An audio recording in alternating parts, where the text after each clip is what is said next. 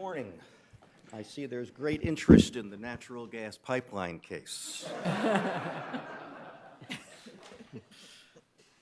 It is the practice of this court when a justice is to be sitting in the last full sitting of the court before she retires, that I read a tribute to her, a sort of ode.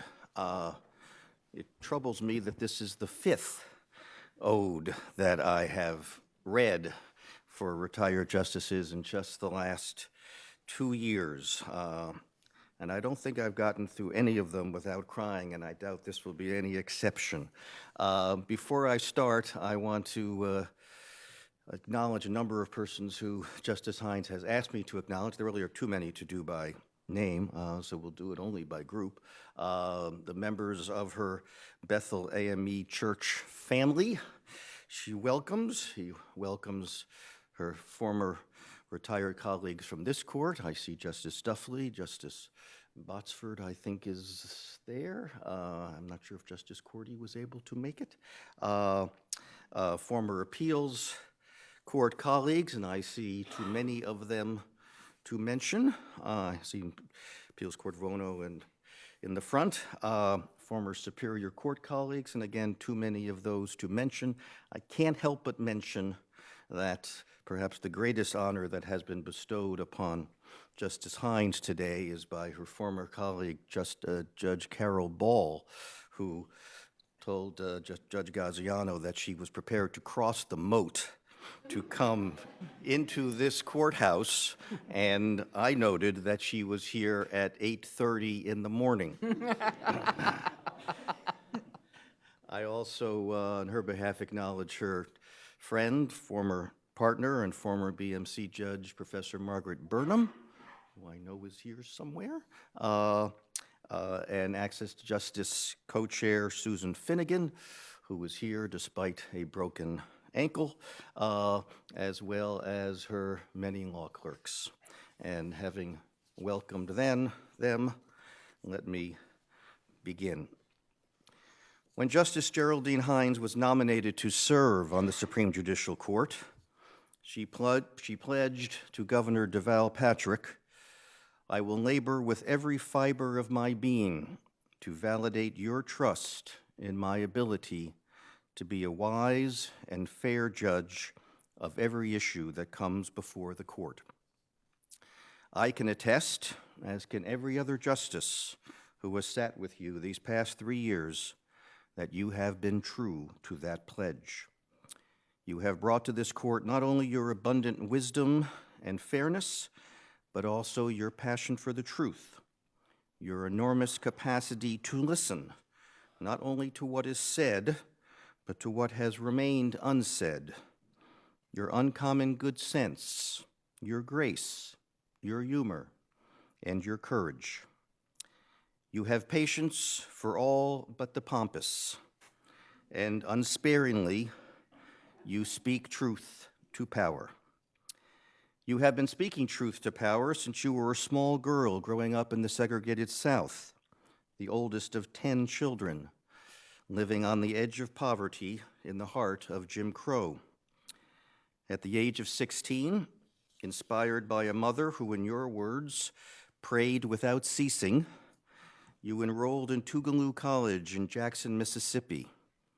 Upon graduation in 1968, you enrolled in the University of Wisconsin Law School, where you joined the Black Student Alliance's efforts to create a Black Studies department and recruit more Black faculty and students.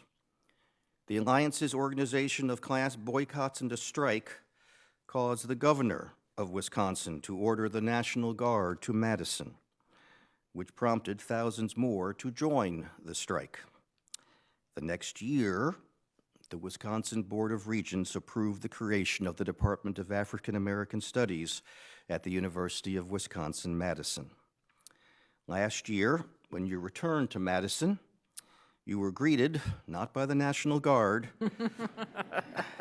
but by the Wisconsin Alumni Association, which gave you its highest honor, the Distinguished Alumni Award.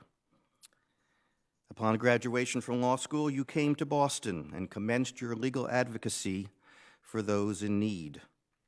As a Reginald Eber Smith Community Lawyer Fellow, one of the famed Reggies, you fought for the rights of prisoners with the Massachusetts Law Reform Institute. You went on to defend indigent criminal clients with the Roxbury Defenders Committee, eventually becoming director of the committee. Frustrated by the continued mistreatment of students of color in schools in the South, you joined Harvard University's Center for Law and Education, where you fought against the disproportionate suspension of children of color.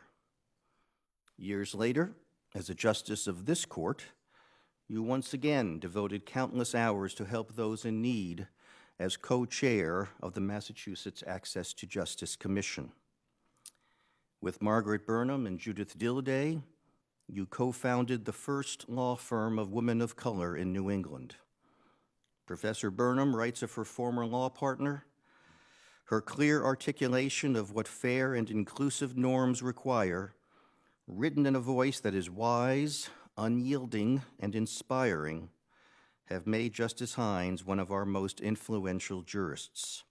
She has spoken softly, but carried a mighty gavel. In 2001, Governor Paul Cellucci nominated you to serve as the Associate Justice of the Superior Court.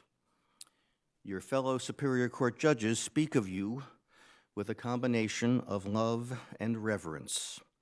Your good friend, Judge Chris Muse, describes you as the brightest, the most patient, the kindest, the most thoughtful, the sweetest, and the toughest.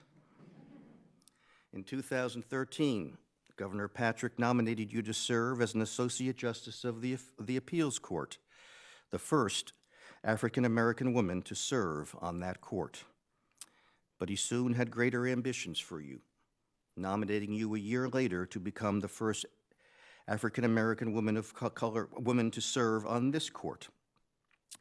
Among the many opinions you authored, you recognize that when a young black man walks away from the police, the inference of consciousness of guilt must be weighed against the possibility that he is simply fed up with the indignity of racial profiling. In another opinion, you wrote, "Our law does not permit punishment of the homeless simply for being homeless," and concluded that a homeless man may raise the defense of necessity if he has nowhere safe to go to escape the frigid cold of a Western Massachusetts winter. And when you wrote these opinions, you spoke for a unanimous court. As a mentor, Justice Hines has inspired many, but perhaps none more than her law clerks, many, perhaps all of whom are here today. They speak of her kindness, her patience as a teacher, her humility, and her thoughtfulness. She encouraged her clerks and interns to critically examine the consequences of every word they wrote. As one law clerk said, she doesn't do legal analysis in a vacuum. She doesn't ignore history and context. Perhaps most memorably, she encouraged her law clerks to find their own distinctive voice. One law clerk recalled, she would always say, "Be yourself. Don't be a Navy suit," which should cause all of us to think twice about wearing a Navy suit. And which perhaps is what unconsciously caused me this morning to put on a gray suit. I think it is fair to say that one who has devoted her entire life to speaking truth to power is not the retiring type. We will give her a few months to breathe. Her daughter has travel plans for her that include possibly a trip to Europe and another to Madagascar. But I expect it will not be long before she will return to the causes she shed when she put on her judicial robe and become a passionate and effective advocate to protect voting rights and the rights of immigrants. And I doubt it will be long before her adversaries learn that their wisest course is to give in now. to spare themselves the inevitable defeat later. Justice Hines, in 3 short years, you have made this a better court, and you have made all of your colleagues better justices. In the words of Justice Budd, you have been a sounding board, a voice of reason, a sister, a friend. To paraphrase the prophet Micah, in your 16 years on the bench of 3 courts, you have done justice, loved kindness, and walked humbly with your God. We will miss you greatly, but we shall not forget the lessons that you taught us by your words, and more importantly, by your example. Godspeed.